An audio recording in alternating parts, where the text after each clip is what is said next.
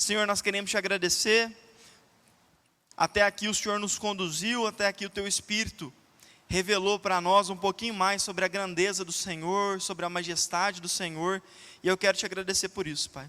Que o Senhor possa, em nome de Jesus, atrair mesmo a nossa atenção, captar a nossa atenção, de maneira que nós não percamos aquilo que o Senhor deseja nos entregar nessa noite.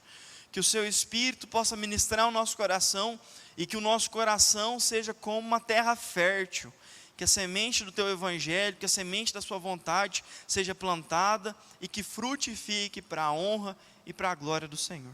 Isso que nós oramos em nome de Jesus. Amém. Amém, queridos. Imagina que você ganhou na Mega da Virada. Nossa, eu não consigo nem imaginar, gente, imagina. Alguém sabe quanto que foi mais ou menos a Mega da Virada esse último ano? 600 milhões? Ei, meu pai, ele sabe de tudo, gente. 600 milhões, a gente não faz nem ideia do que é isso, gente. Agora imagina que você tenha 600 milhões e você fique pensando assim: nossa, mas eu queria tanto ganhar um salário mínimo. Esses 600 milhões aqui para mim não é nada. Mas se eu tivesse ali todo dia 5 caindo um salário mínimo na minha conta, eu ia ficar feliz. Faz sentido isso?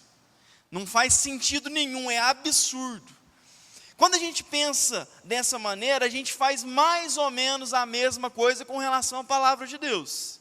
Não sei se você já teve a oportunidade, espero que você já tenha tido, de ler o Antigo Testamento. Cara, eu sou apaixonado no Antigo Testamento. Se tem uma coisa que me dá prazer, é ouvir sobre as narrativas, ouvir sobre como o Senhor fazia as coisas. E em algum momento a gente fica assim: nossa, mas naquele tempo era legal, né? De repente tinha as teofanias, Deus se manifestava, de repente tem um redemoinho de fogo, de repente o mar está abrindo, de repente tem tanta coisa acontecendo. Mas que legal, né, gente? A galera andava ao redor da cidade, as muralhas caíam, e aí a gente vai pensando em cada narrativa, você fica pensando: nossa, mas deve ter sido tão legal. E a gente fica quase que com um saudosismo, né? Mas naquela época. E aí é interessante, porque o texto que a gente usou para a nossa abertura aqui no Evangelho segundo Lucas, o Senhor Jesus vai falar assim, ó: vocês são felizes, não porque vocês expulsam demônios, não por causa de milagre, não por causa de cura, mas porque o nome de vocês foi escrito no livro da vida, vocês pertencem ao Senhor. E ele continua falando assim, ó, ele agradece ao Pai, e no final dessa narrativa ele vai falar assim: profetas, reis, desejavam conhecer aquilo que foi revelado para vocês. Eles desejavam ver, eles desejavam ouvir, mas isso não foi revelado a eles.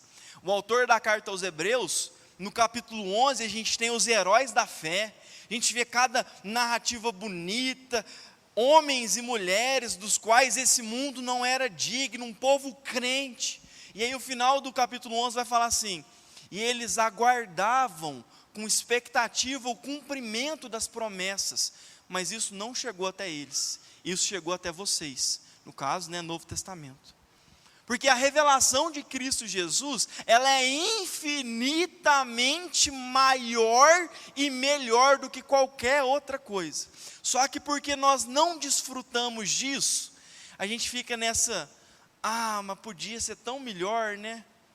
Se eu tivesse naqueles dias, imagina eu lá, no acampamento de Israel, sabendo que o tabernáculo do Senhor estava ali pertinho, que a presença do Senhor estava ali pertinho, que a arca da aliança estava ali pertinho, e a gente fica pensando isso porque a gente não entende que aquela galera ansiava e desejava pela manifestação plena de Deus, e nós a temos em Cristo Jesus, e não estamos satisfeitos.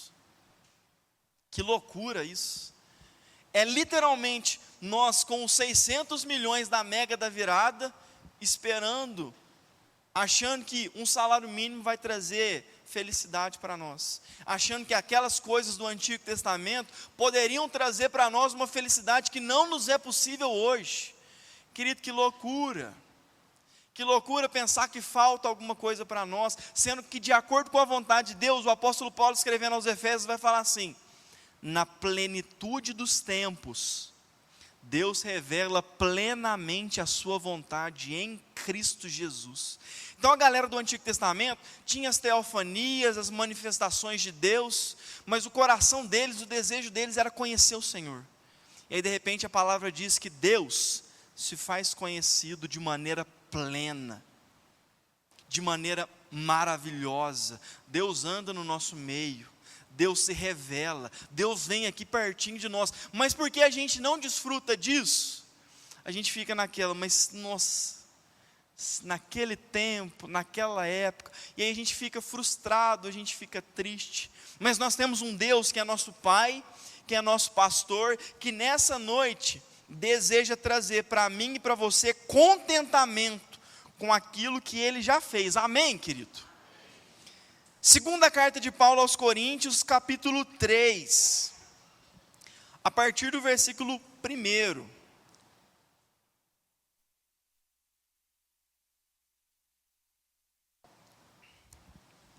Segunda carta de Paulo aos Coríntios, capítulo 3, a partir do versículo 1, só para a gente se contextualizar aqui. Nesse momento, de maneira especial, a igreja de Corinto estava passando por um negócio assim bem complicadinho. Sabe a famosa carteirada? Era isso que estava acontecendo lá. Alguns mestres, alguns que se diziam grandes, chegavam com uma espécie de carta de recomendação. Olha aqui, ó, eu estudei em tal lugar, eu fiz tal coisa, eu sou amigo de fulano de tal, então eu tenho autoridade. E era literalmente uma carta de recomendação. E aí de repente eles começam a falar assim: quem recomendou o apóstolo Paulo? Quem será que esse cara é para falar com tanta autoridade igual ele tem falado? Quem colocou ele nesse lugar? Quais que são as credenciais dele? E aí o apóstolo Paulo, do versículo 1 até o versículo 5, ele vai falar assim: moçada do céu, eu não tenho nenhuma carta escrita em papel, mas eu tenho carta escrita em carne. Então se vocês querem ver as minhas credenciais, é só vocês olharem para os seus irmãos aí, porque cada um deles é a manifestação de que Deus usou a minha vida, usou o meu ministério, me capacitou para gerar na igreja aquilo que era necessário. E a gente tem aquele texto famoso, que eu gosto muito, que é que nós somos cartas escritas em carne, nós somos a manifestação viva do agir de Deus. Então, essa galera chega com uma cartinha aqui, mequetrefe, de repente o apóstolo Paulo fala: não, a minha carta, ela não é simplesmente redigida aqui a punho, mas ela está aí, ó, do seu lado, ela senta do seu lado. A manifestação de que Deus me deu autoridade e capacidade para servir vocês, para cuidar de vocês.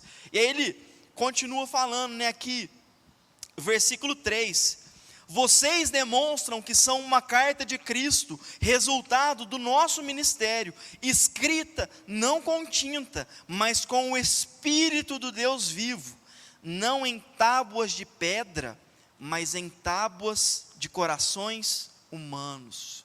E aqui, gente, o apóstolo Paulo, com toda a genialidade que o Espírito traz para ele, ele começa a articular.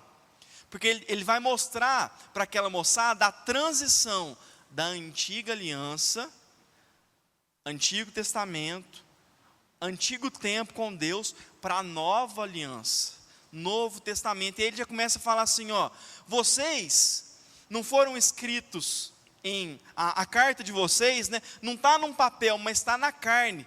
Jeremias capítulo 31, o Senhor Deus vai dizer assim: eu vou inscrever as minhas leis no coração de vocês, quando chegar aquele grande tempo. E aí obviamente, né, ele estava falando da vinda do Messias, o derramamento do Espírito. Então o apóstolo Paulo, ele começa a articular: antes era escrito em tábua de pedra, e aí você já fez o link, 10 mandamentos. Então Paulo está falando assim: antes, presta atenção, começou, olha como que Deus faz as coisas, começou com algumas pessoas falando sobre carta de recomendação. Deus inspira o apóstolo Paulo para usar essa situação, para apontar ainda mais para a excelência e a grandeza da nova aliança, o tempo que a gente está vivendo hoje. E ele começa a falar, antigamente era carta, era coisa escrita em pedra, mas agora, cumprindo as profecias, Deus está inscrevendo as suas leis no coração de vocês, que é um lugar infinitamente melhor. Por quê? Uma coisa exterior eu posso ler e eu sou indiferente a ela. Você pode olhar uma placa de pare no trânsito e não parar, seguir. Mas quando o entendimento de que é necessário parar está no seu coração, você tem consciência disso, você para independentemente de qualquer coisa. O apóstolo Paulo está caminhando nessa direção. Antigamente era algo externo, mas a transição, Deus está nos conduzindo para um lugar que é infinitamente melhor, que é de dentro para fora. É isso que ele começa a trabalhar. E aí a gente vai, a partir do versículo 7, conversar um pouquinho sobre isso, sobre a excelência, sobre como a gente hoje está num lugar de gozo, de prazer, de deleite. Então, segunda carta aos Coríntios, capítulo 3, versículo 7, glória a Deus, funcionou o nosso projetor. Versículo 7, o ministério que trouxe a morte foi gravado com letras em pedras, mas esse ministério veio com tal glória que os israelitas não podiam fixar os olhos na face de Moisés, por causa do resplendor do seu rosto, ainda que desvanecesse. Presta atenção, que legal, gente. Nossa, a palavra de Deus ela é muito, muito preciosa. O apóstolo Paulo fala assim, antigamente, a gente tinha carta, a gente tinha os mandamentos do Senhor escritos em pedra. E aí ele começa falando assim, o ministério, está falando dessa questão dos mandamentos, que trouxe a morte. Aí a gente precisa ler isso aqui e ficar com uma pulguinha atrás da orelha, mas presta atenção. O que o apóstolo Paulo está falando aqui? A lei do Senhor, os mandamentos do Senhor trazem morte? Gente, a gente precisa se fazer essas perguntas. Senão a gente só passa o olho na Bíblia, a gente não pega as delícias que Deus preparou para a gente. O apóstolo Paulo, escrevendo aos Romanos, ele deixa claro, a lei do Senhor é boa. O salmista vai dizer que a lei do Senhor é perfeita. O problema não estava na lei do Senhor, não estava nos mandamentos, estava na rebeldia do nosso coração. Estava no nosso pecado, em saber a vontade de Deus e escolher fazer diferente. E aqui, o apóstolo Paulo está trazendo para um contexto específico. Êxodo vai falar sobre Deus entregando os 10 mandamentos para Moisés, entregando a forma como o povo deveria fazer todas as coisas. Moisés está lá com Deus no monte, gente, que negócio incrível. E aí de repente o tempo começa a passar. O povo tinha feito aliança com Deus, capítulo 20, não, a gente está fechado com o Senhor vai ser o nosso Deus, a gente não está nem aí para os deuses cananitas, para os outros deuses, o Senhor pode contar com a gente. E aí de repente Moisés começa a demorar um pouquinho, eles não olham para o relógio, porque naquela época não tinha relógio de pulso, mas eles pensam, está demorando. Mas parece que está demorando demais, parece que Deus, Ele trouxe a gente para cá, mas parece que está faltando uma alegria, está faltando um contentamento, está faltando um trem. Vamos fazer um bezerro de ouro para a gente ser como as outras nações, que tem ídolos, que tem onde olhar, que tem onde fixar os seus olhos, e aí eles usam as coisas que Deus tinha abençoado eles na saída do Egito, para construir, para forjar um bezerro de ouro. E eu vou abrir o primeiro parênteses aqui, porque eu não consigo, né, gente? A gente tem 2 cenários acontecendo. O primeiro deles, Deus está compartilhando o coração dele com Moisés. Moisés, esse povo é o meu povo, eu quero que eles vivam bem demais, eu quero que eles desfrutem do melhor dessa terra, eu quero mostrar para eles que os meus mandamentos, as minhas ordenanças, não é para tirar o prazer deles, mas na verdade é para que eles tenham prazer de verdade, um prazer duradouro. A gente tem esse cenário de Deus compartilhando seu coração com Moisés, e aí corta para cá, o povo literalmente adorando um bezerro de ouro, se prostituindo espiritualmente, virando as suas costas para Deus. Moisés desce do monte, e se você já leu a narrativa, ele vê aquilo, o que ele faz? Joga as tábuas da lei no chão, quebra as tábuas. não, esse negócio aqui está errado demais. Como que vocês podem fazer um trem desse? O Senhor estava ali entregando o próprio coração dele para nós, e aí vocês fazem isso, como que isso acontece? E aí Deus, que é misericordioso, compassivo, através da mediação de Moisés, dá mais uma chance para o povo. Renova a aliança dele com o povo. E aí mais uma vez, a gente está com Moisés no monte, ouvindo do Senhor, recebendo as tábuas da lei do Senhor. E agora quando Moisés desce, a palavra vai dizer, Êxodo capítulo 34, se eu não estiver muito enganado, o rosto de Moisés está brilhando. Por quê? Porque ele estava diante do Santo de Israel. Ele estava diante do Todo-Poderoso. E aí uma vez que ele contempla esse Deus, ele sai com o seu rosto brilhando, manifestando o seu encontro com Deus. E aí o texto que a gente leu, ele diz assim, vamos ler ele mais uma vez, versículo 7, a partir desse entendimento que eu acabei de dizer. O ministério que trouxe a morte. Por que a morte, né, gente? Só para lembrar aqui. Porque eles desobedeceram à vontade do Senhor. E desobedecendo à vontade do Senhor, eles atraem sobre si ira. Mas presta atenção, mais uma vez. O problema não é a lei. A lei, os mandamentos só revelam a sujeira do nosso coração. Como a gente é rebelde. Então, nesse momento, o apóstolo Paulo vai chamar esse ministério de ministério que traz a morte, não porque o ministério é ruim, mas por causa da nossa desobediência. Versículo 7, mais uma vez. O ministério que trouxe a morte foi gravado com letras em pedras. Mas esse ministério veio com tal glória que os israelitas não podiam fixar os olhos na face de Moisés, por causa do resplendor do seu rosto, ainda que desvanecente. E aí mais uma vez, gente, a gente tem que fazer pergunta para o texto. Por que esse povo não queria ver a face de Moisés? Porque é algo a se pensar. Você já viu o rosto de alguém brilhando? Eu nunca vi não. Que a coisa assim, nunca vi. Mas será que se a gente olhasse, oh meu Deus, eu não quero ver de jeito nenhum. Já parou para pensar nisso? Fica com isso aí na sua cabeça, daqui a pouco a gente vai conversar sobre isso. Versículo 8. Não será o ministério do Espírito ainda mais glorioso? Então ele está falando assim, na antiga aliança, Moisés falou com Deus, desceu do monte, o rosto dele estava brilhando. Mas de repente a gente está num lugar, e esse ministério aqui trazia morte, porque o povo era desobediente. Agora o ministério do Espírito, que promove vida, que traz transformação, ele não vai ser infinitamente mais glorioso que esse? É os 600 milhões da loteria contra o salário mínimo. Fica pensando nisso. Versículo 9. Se era glorioso o ministério que trouxe condenação, quanto mais glorioso será o ministério que produz justificação. Versículo 10. Pois o que outrora foi glorioso, agora não tem glória, em comparação com a glória insuperável. O apóstolo Paulo faz isso em todas as cartas dele. Comparação, como um professor mesmo. Gente, olhe para isso aqui. Isso aqui é infinitamente melhor. Gente, olha para isso aqui, infinitamente melhor. E é algo didático mesmo. O autor da carta aos Hebreus faz exatamente a mesma coisa. Olha o sacerdócio antigo, como que ele era. Olha o sacerdócio de Cristo, infinitamente superior, melhor, perfeito. Então é algo muito didático.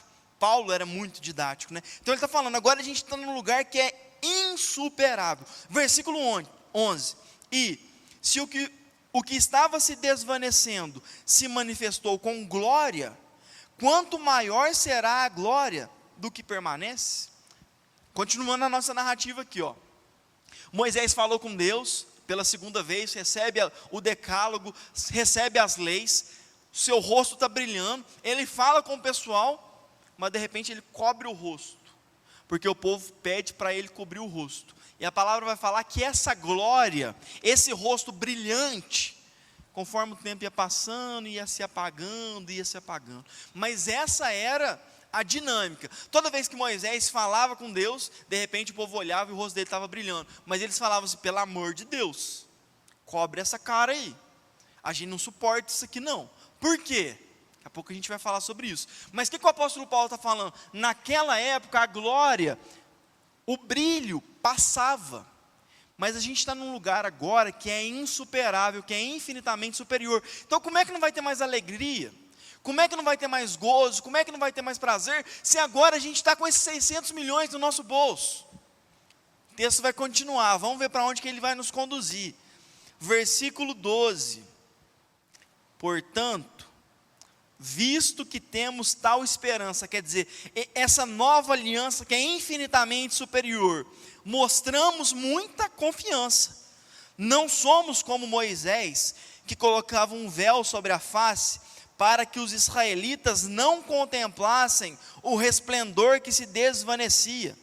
Na verdade, a mente deles se fechou, pois até hoje o mesmo véu permanece quando é lida a antiga aliança. Não foi retirado, porque é somente em Cristo que ele é removido. E a gente começa a pensar e a entender que os israelitas pedem para Moisés tampar o seu rosto, esconder o seu rosto, porque a glória de Deus estava sendo manifesta, porque eles eram um povo de coração endurecido, porque eles eram um povo que não queriam se expor à santidade de Deus. Por quê? Porque se eu me exponho à santidade de Deus, eu vou ver a minha podridão, eu vou ver a minha sujeira, eu vou ver a nojeira do meu coração, e a gente não quer fazer isso. Então os israelitas falaram assim, não, a gente não quer. Você fala com Deus, você se relaciona com Ele, você de lá, a gente de cá. É interessante que eles olha o que eles fazem. Eles preferem que Moisés cubra o seu rosto, a se arrependerem dos seus pecados, para poderem contemplar o Senhor também. Gente, será que a gente não faz isso também? Será que a gente é mais ou menos na nossa vida com Deus? Porque a gente sabe que se a gente chegar junto, Deus vai falar com a gente vai ter que mudar algumas coisas. O Espírito vai pedir algumas coisas para nós. O Espírito vai falar, meu filho, você sabe que isso aqui está errado. Você sabe que isso aqui precisa de mudança.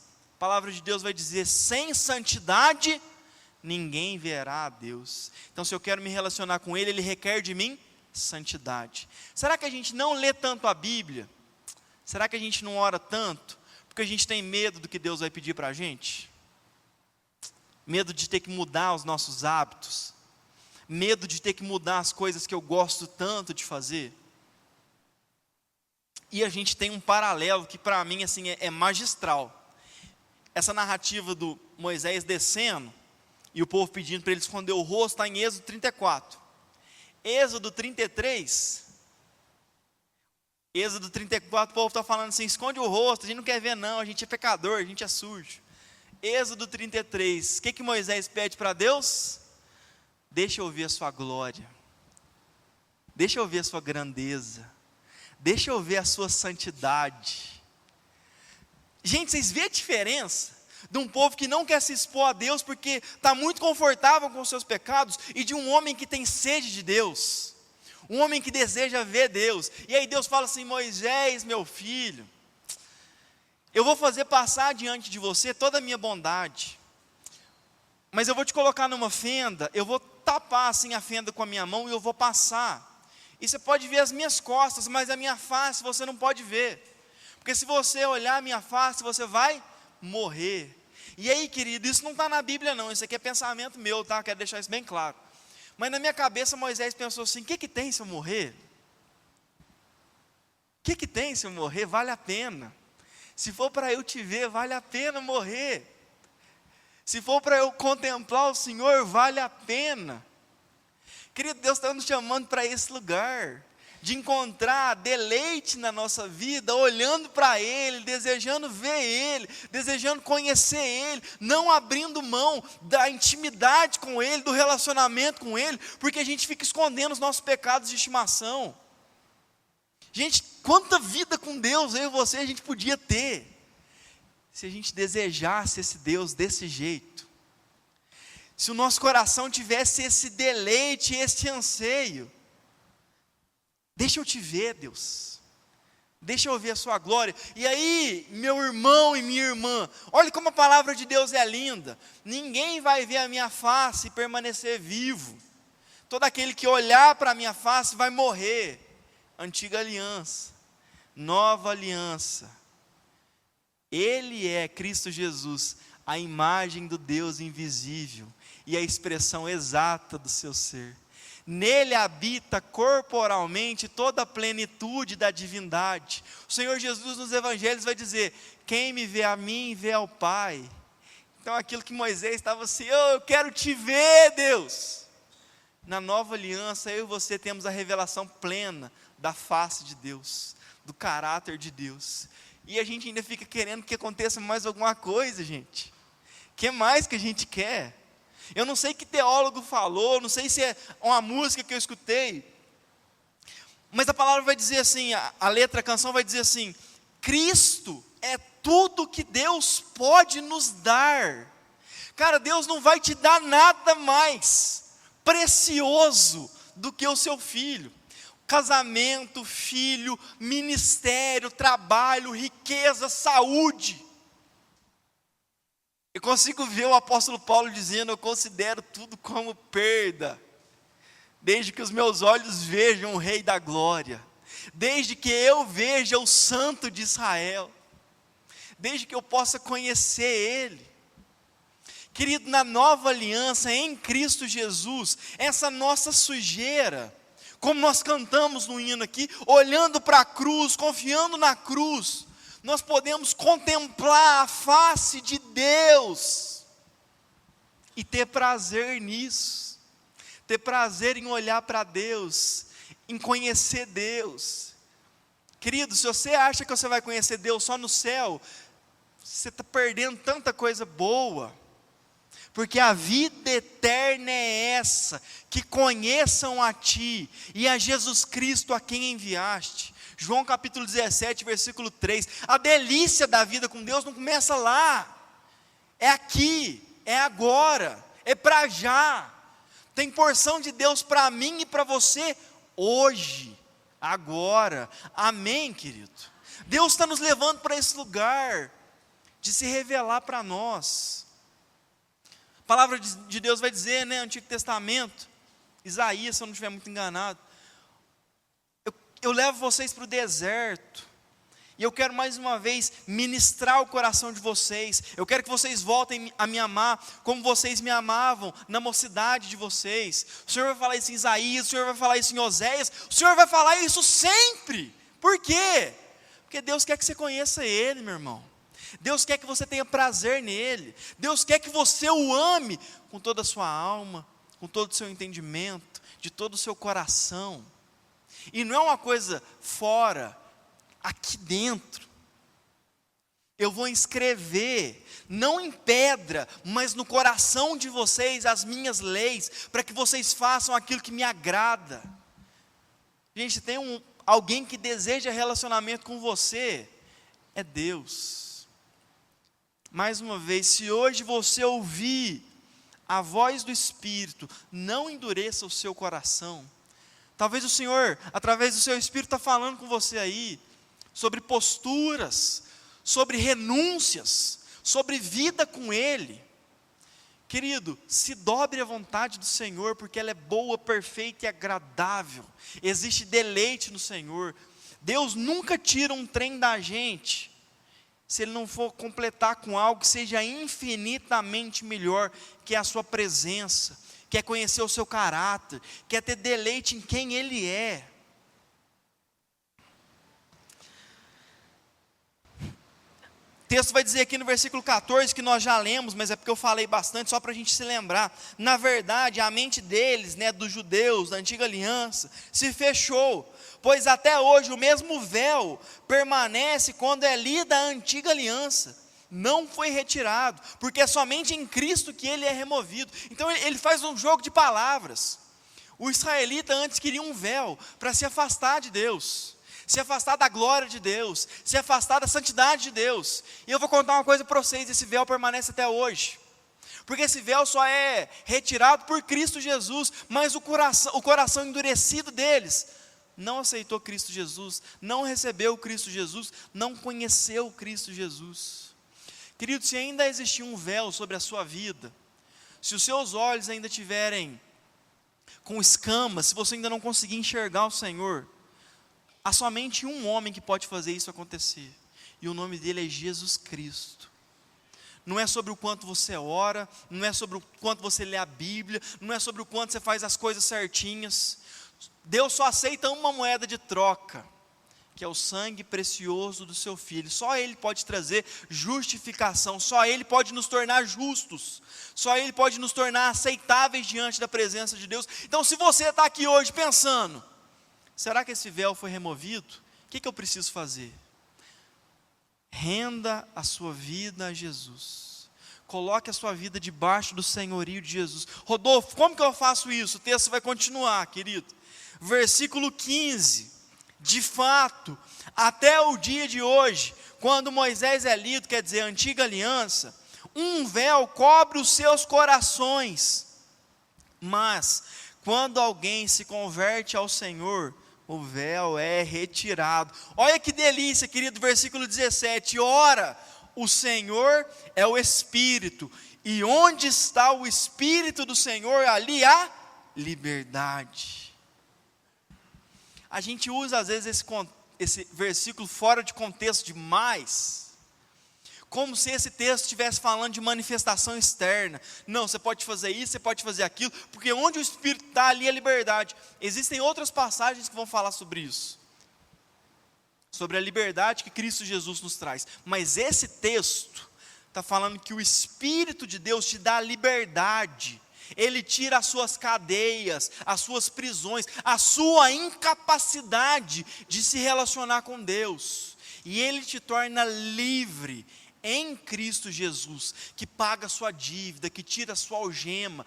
Por isso que onde o Espírito está, a liberdade. Por quê? Porque há redenção, há perdão, há purificação. Não é sobre uma coisa que eu posso deixar ou não de fazer, é sobre algo que Deus fez em mim. Ele me torna livre, Ele me tira da escravidão do pecado. Como que eu faço isso? Quando alguém se converte ao Senhor, quando alguém se arrepende dos seus pecados, quando alguém reconhece Cristo Jesus como Senhor e Salvador, então o véu é retirado. Então essa pessoa pode passar a se relacionar com Deus. Querido, não tem nenhuma religião que pode te conduzir a Deus, se você não tiver um encontro com Jesus Cristo. Você pode vir na igreja de domingo a domingo, sem um encontro com Jesus Cristo, não tem relacionamento com o Pai. O véu continua sobre o nosso coração. Por que eu estou te falando isso? Porque se você não teve esse encontro ainda, clame ao Senhor, querido.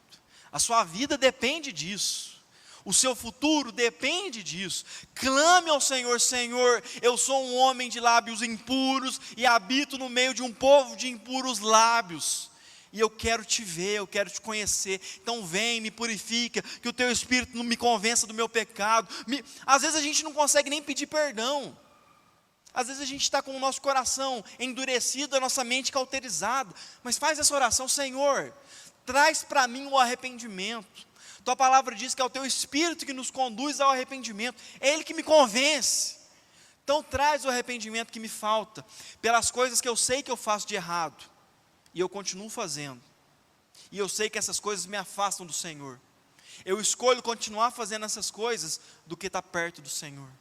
Faz sentido isso, gente? E aí o texto vai continuar, versículo 17, versículo 18, perdão.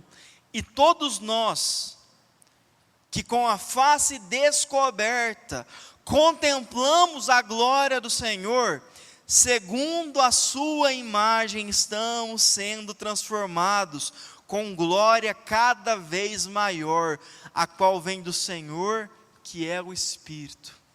Então, olha o paralelo que o apóstolo Paulo está fazendo. Antiga aliança, o povo vê o brilho de Deus e o povo, opa, quero não. Nova aliança, o Espírito Santo vem, nos convence do nosso pecado, o sangue de Jesus nos purifica quando nós nos arrependemos, quando nós reconhecemos Ele como Salvador e Senhor. E qual que é a nossa postura? Com o rosto descoberto. Eu quero ver essa glória, eu não tenho medo dEle, eu posso chegar até Ele com confiança, porque Cristo Jesus abriu um caminho para que eu tenha acesso a Deus. diferente de antes, que eles ficavam pisando em ovos. Em Cristo Jesus, naquela cruz, Cristo disse: está consumado. Evangelho segundo João, o Senhor Jesus vai dizer assim: nenhuma das ovelhas que o Senhor me deu se perderam, e eu tenho ovelhas que são de outro aprisco. Aqui Jesus está falando para os seus discípulos, judeus, e aí de repente os olhos deles se voltam para nós, ovelhas de outro aprisco. Elas vão ouvir a minha voz, elas vão reconhecer a voz do pastor delas, e elas também vão ser salvas. Amém, querido? Naquela cruz, Isaías 53, a Bíblia vai dizer assim, que Cristo Jesus viu o fruto do seu penoso trabalho e ficou satisfeito. Porque lá naquela cruz, com os braços abertos, recebendo a ira de Deus, recebendo o peso do nosso pecado, Cristo Jesus viu homens e mulheres que seriam resgatados, redimidos, que teriam seus olhos abertos e poderiam conhecer Deus, se relacionar com Deus, e isso trouxe para ele contentamento. O texto vai dizer aqui que nós contemplamos a glória de Deus. Só que outra possível tradução, eu não sei se a Ara está assim, é que nós refletimos a glória de Deus. Olha que interessante, querido. Então, em um momento eu contemplo o Senhor, eu olho para Ele, eu olho para a beleza dEle e eu sou transformado. Em um outro momento, o meu tempo com o Senhor produz em mim, aquilo que o apóstolo Paulo vai falar no capítulo 4, a luz de Deus em mim, e de repente eu reflito a luz de Cristo para os outros. Então, gente que não tem nenhum tipo de relacionamento com Deus, olhando para o povo de Deus, pode experimentar um pouquinho do caráter de Deus. Meu pai morou na roça há muito tempo, né? E eu lembro várias vezes, assim, de ver meu pai chegando em alguma roça, em algum lugar, e aí de repente vem um menino, assim, meio desconhecido. E ele fala assim: você não é filho de fulano de tal? Você é igualzinho seu pai, ué. Porque o filho se parece com o pai. É exatamente isso aqui que o apóstolo Paulo está falando. Vocês vão passar tanto tempo com Deus, que as pessoas vão olhar para vocês e vão reconhecer o Pai, porque vocês se parecem com o Pai de vocês, porque vocês amam o que o Pai de vocês ama, porque vocês odeiam o que o Pai de vocês odeia. Balança injusta, corrupção, tanta coisa que o nosso Deus abomina, e que nós também deveríamos abominar, uma vez que nós olhamos para Ele, contemplamos Ele, e a palavra vai falar que nós somos transformados, segundo a sua imagem. Querido, nós somos cartas escritas não em papel, mas em carne. O que as pessoas têm lido lá no seu serviço a respeito do Senhor? Gente, talvez vai ter gente lá que nunca vai ler uma Bíblia, nunca vai parar para, opa, como é que é isso aqui? Mas Deus colocou você lá, e presta atenção, Deus não colocou pastor Edmar, Deus não colocou fulano de tal, Deus colocou você. Deus te deu a oportunidade de brilhar a luz dEle, de manifestar o amor dEle naquele lugar. Que privilégio você tem, querido. Então eu quero te convidar a fechar os seus olhos agora, e a passar tempo, aí passa uns 2 minutinhos, não se preocupa quando que eu vou falar, mas fala com o Senhor sobre aquilo que foi exposto aqui nessa noite. Senhor, eu me contento muito pouco com a revelação de Jesus Cristo. Parece que eu sou triste, parece que eu sou infeliz, parece que falta algo. Permita que eu contemple. Se existe um véu no meu coração, tira esse véu agora, em nome de Jesus. Passe tempo com o Senhor aí, querido, falando sobre Ele, sobre as suas mazelas, sobre as suas dificuldades, sobre como você o deseja. Faz a oração de Moisés aí, querido. Senhor, mostra a sua glória para mim, deixa eu te ver. Ainda que eu morra, te ver é mais precioso do que a vida. A sua graça é melhor do que a vida. A vida só existe de verdade no Senhor, Pai. Passa um tempo com o Senhor aí, querido.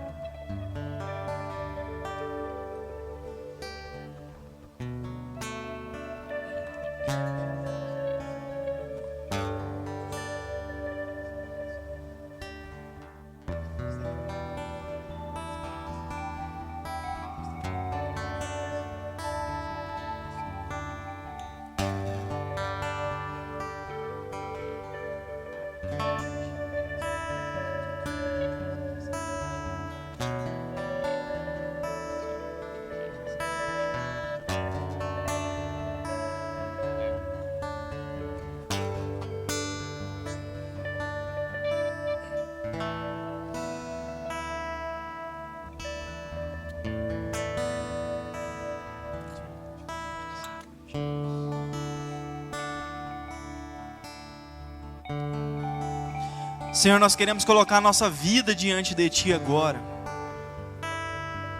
Jesus, o que o Senhor ainda pode fazer essa noite? Quanta transformação o Senhor ainda pode trazer? Tanta revelação da grandeza do Senhor, da majestade do Senhor. Deus, eis aqui o Seu povo, e nós estamos sedentos pela Sua presença no nosso meio. Nós estamos sedentos pela manifestação do Seu caráter no nosso meio. Muda quem nós somos, Deus. Muda as inclinações do nosso coração. Escreve mais nesse coração, mais da Tua lei, mais daquilo que Te agrada. Nós não queremos ser influenciados por nada mais que não o Seu Espírito, que nos molda, que nos transforma. Deus, revela a Sua glória para nós em Cristo Jesus. Nele nós somos completamente amados. Nele nós temos a revelação plena da divindade. Permita que os nossos olhos olhem para Jesus. Permita que os nossos olhos olhem para Jesus quando nós estivermos lendo a Tua palavra, Pai. Torne essa palavra viva para nós. Que a gente fique assim exultante de ler um texto e falar: cara, isso faz tanto sentido. Mas a gente não quer só que faça sentido, nós queremos ser transformados por essa palavra. O Senhor não deseja formar sabichões. O Senhor deseja formar testemunhas, filhos, homens e mulheres que conhecem o Senhor, que experimentam do Senhor, que provam do Senhor. Então todo o nosso conhecimento, que é tão bom, Deus, que Ele possa produzir em nós vida, transformação, prazer em Ti, Deus. Então que nós possamos conhecer mais do Teu Filho, lendo a Tua palavra. Que nós possamos conhecer mais do Teu Filho, passando tempo em oração, Pai. Deus, que nós oremos pelos nossos irmãos, que nós oremos pelos nossos colegas de trabalho, que nós oremos pela igreja brasileira, que nós oremos pelos perseguidos, que nós oremos por aqueles que ainda não Te conhecem, que nós oremos por aqueles que estão sendo perseguidos agora por causa do Ramadã, Deus. E que nas orações nós Te conheçamos mais, Jesus. Em nome de Jesus, Pai. Permita que nós Te conheçamos, olhando para o nosso próximo, Deus, que é a imagem do Senhor, que tem sido transformado, moldado pelo Teu Espírito para ser como Jesus Cristo. Faz a gente enxergar na gentileza do outro, no cuidado do outro, nas características do outro, as Suas características, Deus. Faz a gente enxergar na vida do outro a vida do Senhor que está nele. E a gente não vai contemplar o Senhor só lá no céu. Eu vou contemplar e me deliciar no Senhor aqui e agora, na Tua palavra, na oração, na comunhão, no evangelismo, na proclamação, sentando ao redor da mesa com a minha família, sabendo que o Senhor tem deleite nisso. Pai, nós queremos mais uma vez render a nossa vida a Ti. Nós não queremos viver de acordo com a nossa própria vontade, de acordo com o nosso entendimento, porque nós sabemos que nós somos limitados. Mas como nós cantamos aqui, que nós vivamos tudo o que o Senhor tem para nós. Tudo o que o Senhor tem para nós. É isso que nós oramos, agradecidos, Senhor, dizendo que nós Te amamos e nós queremos Te amar muito mais. Nós queremos que o Senhor seja ainda mais conhecido, porque o Senhor é digno de toda honra, glória e louvor. É isso que nós oramos, agradecidos em nome de Jesus. Amém. Só se coloca de pé aí no seu lugar, querido.